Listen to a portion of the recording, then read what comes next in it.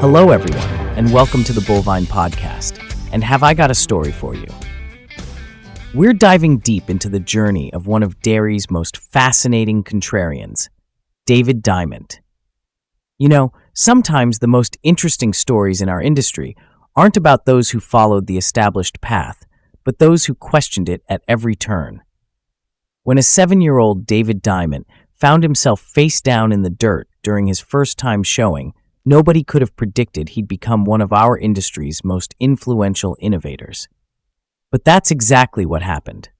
So grab your coffee, settle in, and let me tell you about a man whose career teaches us that in dairy, sometimes the most profitable path lies precisely where conventional wisdom says not to look. The determination that would define David Dyment's entire career began the first time he held a halter, when that runaway heifer got the better of him. His mother, Betty, offered no sympathy. Instead, she instilled what would become his guiding principle: never give up. This wasn't just casual advice at the Dyment family's Glen Drummond Farm. It was lived daily. I love this story about Betty's wisdom in action. When the family faced what seemed like a crisis after their prized cow, Arrow Flour, failed export tests to Japan, potentially a $100,000 loss back in 1991, Betty remained completely unfazed. "There's an easy way and a hard way," she announced with that characteristic Dyment clarity. "We'll make more money the hard way." The family ended up selling 500 embryos at an average of $1,000 each, turning what looked like disaster into an impressive business opportunity. Meanwhile, David's father, Roger, cultivated a deep appreciation for pedigrees. He partnered with respected breeders like Shore Holsteins in the Pride Barb Syndicate and built an extensive leadership record on industry boards. David describes his father as a great board member, a good people person, and a good pedigree person, who was highly respected on boards as someone articulate, someone who could stand up and had a strong stance. Roger's board involvement gave him unprecedented access to industry leaders like Jimmy Walker of Walker Bray Farms, Wellington Shively of Forest Lee Farms, Gordon Innes from Cityview Holsteins, and Bob Brown from Downalane Farms. Their collaborative work, with Bruce Amos serving as sire analyst, created this incredible intellectual environment where progressive ideas flourished. David once explained it this way: "The time that my dad spent with those people on the road and sire committees, rubbing shoulders with many great breeders, provided invaluable learning opportunities that shaped his perspective on cattle breeding and genetics." Learning from both parents, David hit the ground running. But his path wasn't exactly straightforward. Dyment initially entered the competitive ring through parental encouragement. And I'll tell you, he was a somewhat reluctant 4-H participant. The turning point came at the London Championship Show. After dedicating an entire week to preparing a heifer for competition, he stood exhausted and completely unnoticed, while handlers in pristine clothing received all the accolades. He recalls it vividly. "No one acknowledged my contribution. The presentable person in clean attire received all the recognition." Right then and there, he decided, if I was doing the difficult preparatory work, I wanted appropriate recognition too. While his brother Jamie established himself as the family's premier fitter, David developed something different, an approach based on instinct rather than technical precision. I love this story from a show in Syracuse. David remembers a prominent show person approaching him when his colleagues were dining elsewhere, making dismissive comments about his ambitions. But instead of discouraging him, this interaction solidified his determination. "I aspired to the top showman role, but without the condescension," David notes. This marked his transition from behind-the-scenes preparation to center ring presentation. As he puts it, fitting was artistry, but leading, that was performance art. What makes David's approach to showmanship so fascinating is that it centers on intuitive understanding. Some presenters simply showcase the animal, he emphasizes. With certain animals, the moment I handle the halter, I think, this will be challenging. Others communicate readiness for presentation. This intuitive connection is what distinguishes exceptional presenters from merely competent handlers. It's a skill you can only develop through extensive experience and genuine connection with the animals. You know what's fascinating about David in the show ring? He's not one of those showmen who can only show perfectly trained animals. People who've watched him lead countless animals over the years notice how differently he handles each one. "I've been lucky to work with some amazing cows," he once said, shrugging off his reputation with characteristic modesty. "Some of those girls, they practically lead themselves. They're born for the spotlight. My job with them is simple. Don't mess up what nature already perfected." But that's only half the story. What makes David special isn't just knowing when to step back, it's recognizing when a cow needs something more. Have you ever watched him mid-class, making those tiny adjustments that suddenly transform an animal's presence? It's almost like watching a dance where he's constantly reading his partner's next move. "Not every day is a winner," he admitted with a laugh. "Man, I've had some shows where things went sideways fast. Cows have bad days just like people do." Those mishaps taught him to read not just the animal, but everything around them, the judge's preferences, the competition, even how the lighting hits certain features. When asked about his strategy after a particularly impressive win, he just smiled and said, "It's never about what I want in that ring. It's about what the cow needs and what the owner deserves." That's classic David. He doesn't overthink the philosophy. To him, leading cattle isn't some complex science. It's about paying attention and adapting. 1 minute, he's barely touching the halter, letting a natural champion own the spotlight. The next, he's making quick decisions to highlight strengths or minimize challenges no one else even noticed. What I find most telling? The way owners seek him out. These aren't just any cows he's leading. They're someone's pride and joy, often representing years of breeding decisions and hopes. When you hand your lead to David, you're trusting him to read the situation and make split-second judgment calls that could make or break your animal's showing career. Isn't that what great showmanship comes down to? Not just technical skill, but the instinct to know exactly what's needed in each unique moment. In a world where so many try to force animals into their preferred style, David's approach is refreshingly humble. He adapts to the cow, not the other way around. What began at Glen Drummond Farm evolved into a significant commercial sales enterprise by 1998. The farm's strategic location made it ideal for transporting cattle southward to American markets. And you know how these things often start, with a small favor. The initial shipment was exactly that, a favor for Michael Heath, involving 3 heifers destined for Texas rancher Nate Goldenberg. But that small beginning quickly expanded into a substantial business operation. Dyment developed expertise in trading Ontario calves with remarkable efficiency, turning what was initially a side activity into a significant revenue stream through strategic partnerships and logistical excellence. His partnership with Jamie Howard of Kentucky strengthened his southern distribution capabilities. David explains it this way. Jamie wasn't someone who relied solely on phone communication. He would visit personally and purchase cattle alongside me. We shared the same practical understanding of the industry. I think their business philosophy is something we can all learn from. They prioritized volume over maximizing individual transactions. As David puts it, I wasn't interested in negotiating extensively for minor amounts. We focused on scale, moving 70 animals rather than 7. Starting from a very meager beginning, it quickly grew to be more business than he had ever imagined, until trade restrictions related to BSE temporarily closed the US-Canada border. But here's what matters for your operation. Dyment's approach to building his cattle export business offers valuable insights for today's dairy entrepreneurs. His focus on volume over margin maximization demonstrates that scaling operations can often be more profitable than optimizing individual transactions. Additionally, his emphasis on building genuine relationships with business partners reminds us that successful commerce in the dairy industry still depends heavily on trust and mutual understanding. I'd encourage you to consider how these principles might affect your operation's growth strategy and business relationships. Sometimes, the The path to profitability isn't maximizing every single transaction, but building volume through trusted partnerships. If cattle operations taught Dyment about volume business, his boardroom experiences provided profound lessons in strategic leadership.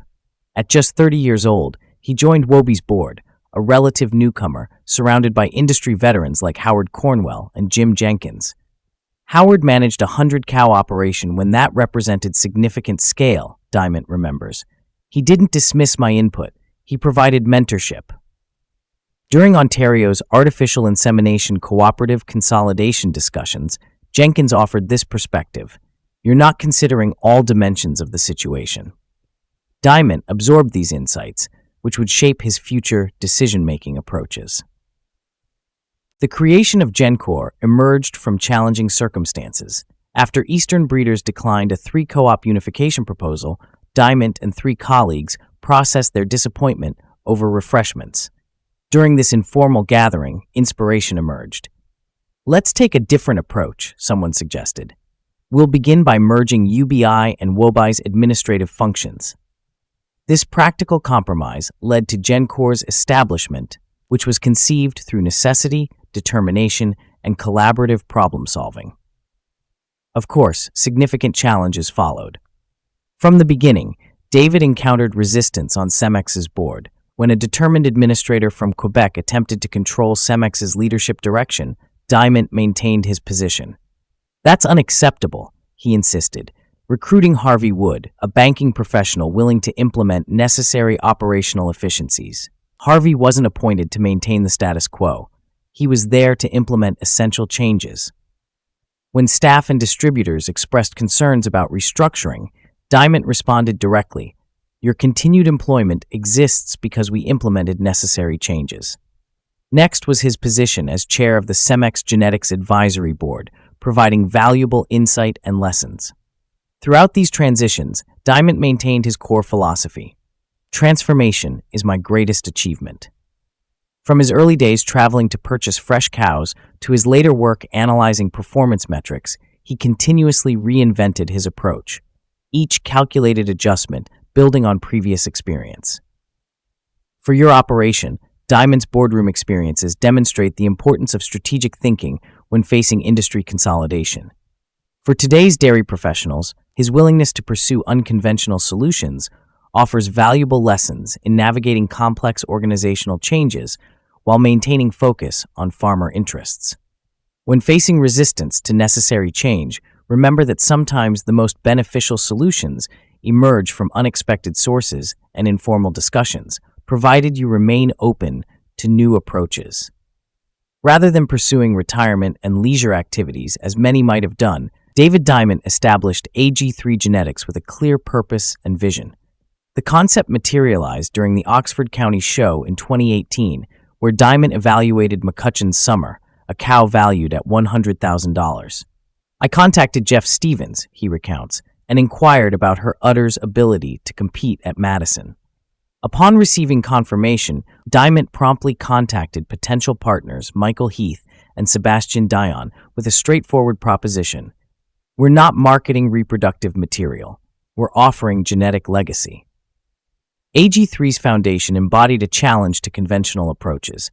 Following a period where genomic excitement resulted in extensive use of numerous unproven pedigrees, Dyment emphasized that cow families demonstrate consistent performance.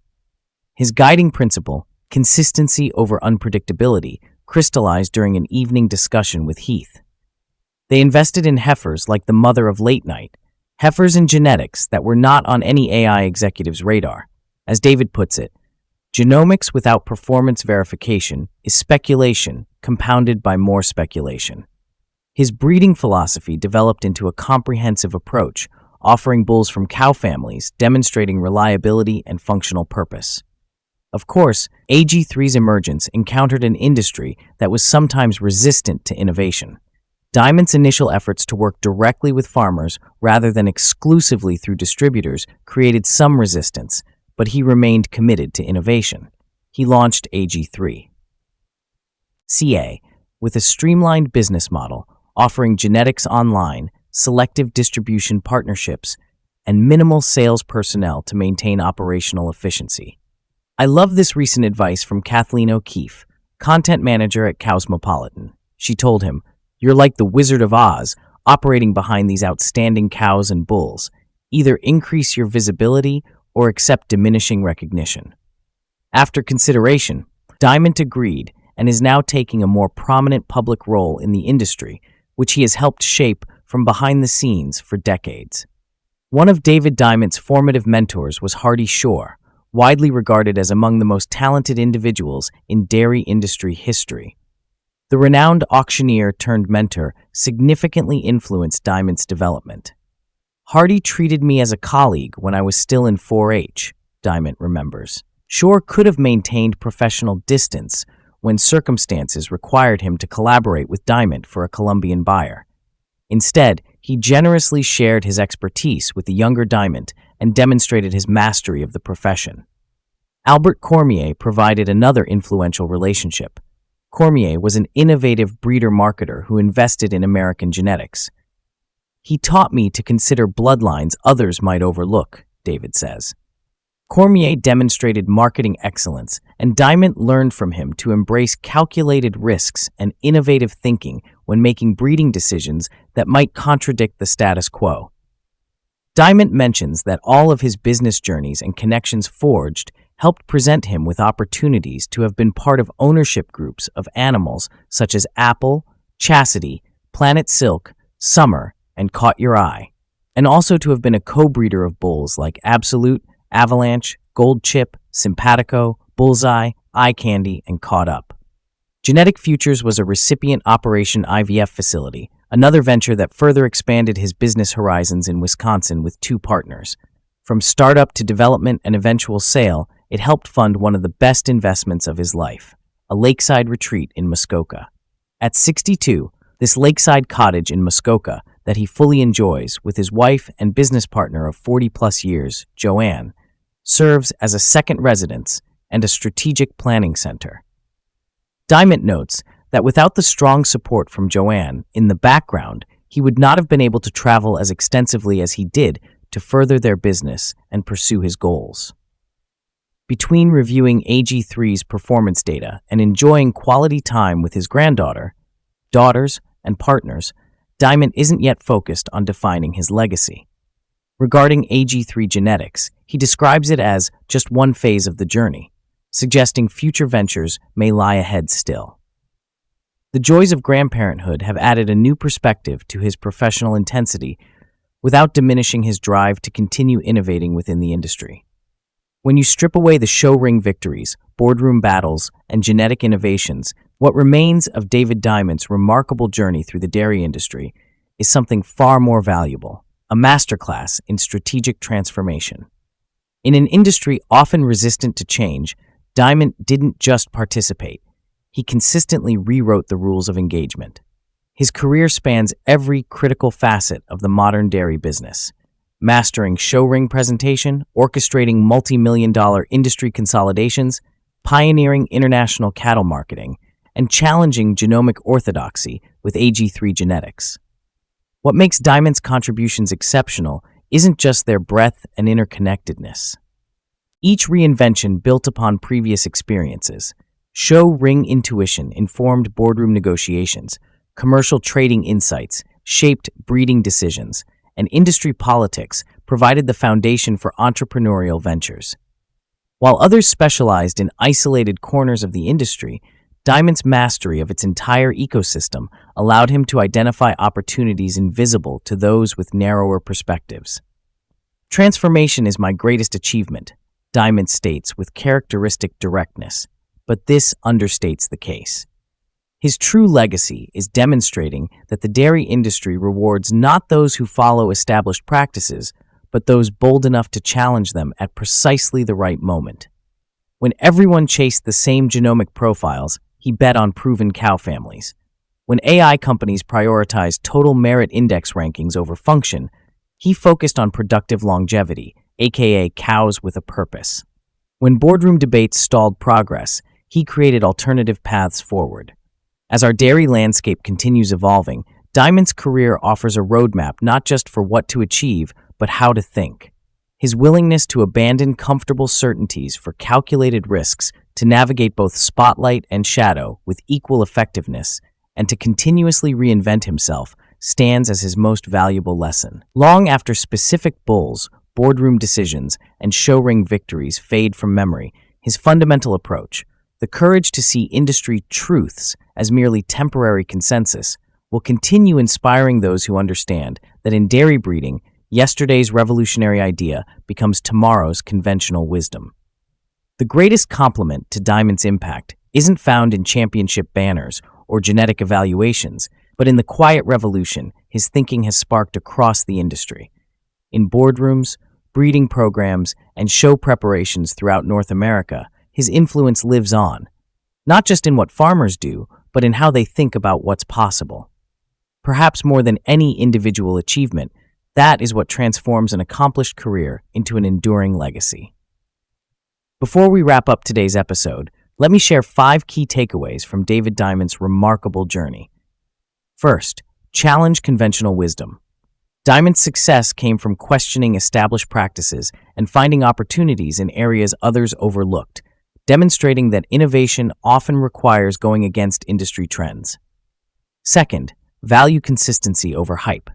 While the industry chased genomic numbers, Dyment focused on proven cow families and functional traits, showing that reliable performance trumps flashy statistics. Third, scale strategically. His commercial success came from prioritizing volume and relationships over maximizing margins on individual transactions, a lesson in building sustainable growth.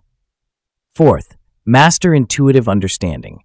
Whether in the show ring, adapting to each animal's needs, or in the boardroom, navigating consolidation, Dyment's success stemmed from deep intuitive knowledge of his domain. And finally, continuously reinvent yourself. Throughout his career, Dyment transformed from reluctant showman to commercial trader to organizational leader to genetic innovator, proving that strategic evolution creates lasting industry impact. That brings us to the end of today's episode, exploring the remarkable journey of David Dyment. From that young boy face down in the dirt at his first show to becoming one of our industry's most innovative thinkers, his story reminds us that transformation often begins with questioning the status quo. If there's one thing I hope you take away from today's episode, it's this. In dairy, the most profitable path often lies precisely where conventional wisdom says not to look. As Dyment himself might say, sometimes you need to zig when everyone else is zagging. Thank you for joining me today on the Bullvine Podcast. If you enjoyed this episode, please subscribe, leave a review, and share with others who might find David's story as inspiring as we do. Until next time, keep innovating and challenging those conventions.